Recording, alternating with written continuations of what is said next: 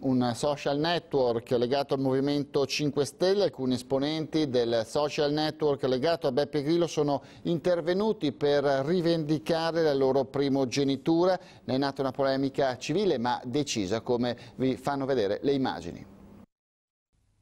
Il Meetup è costituito da un gruppo di cittadini che aderiscono all'idea di Beppe Grillo di dare più potere alla cittadinanza e meno ai politici. Franca Equizzi chiama a raccolta la stampa a Campomarzo. L'ex leghista, dopo lunghe battaglie politiche combattute come gruppo civico, oggi fonda il Meetup Vicenza e Area Berica del Movimento 5 Stelle. Non è che salite un po' sul carro dei vincitori? Non è un po' troppo facile? Non è così, anche perché noi contatti con il gruppo dei grillini ce li abbiamo da parecchi anni.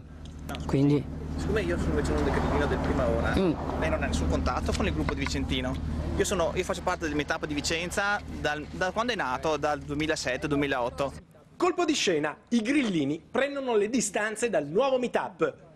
Non ha la sensazione di essere quella, come diceva il giornalista, giustamente, di quella che vuole cavalcare l'onda, perché proprio una settimana dopo, Allora, la scelta di farlo una settimana dopo e non mesi prima è stata proprio per non interferire in alcun modo con la campagna elettorale. Sicuramente ci potrà essere della collaborazione. Le cose negative invece sono che il gruppo di Franca non è autorizzato a usare il nome e il simbolo istituzionale del movimento e dichiara di voler collaborare con tutte le persone di buona volontà, però abbiamo cominciato un po' male, nel senso che noi siamo stati avvisati venerdì o sabato che era già stata convocata conferenza stampa e già fondato il gruppo. Io sono fuori dalla Lega dal 2005, quindi da ben 7 anni.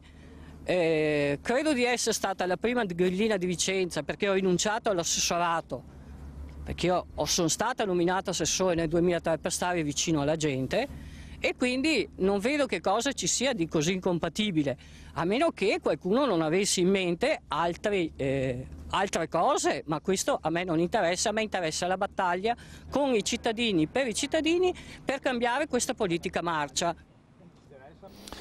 E continuiamo con la politica. La Lega Nord guida la rivolta fiscale. Oggi a Vicenza gli esponenti del Carroccio hanno proposto di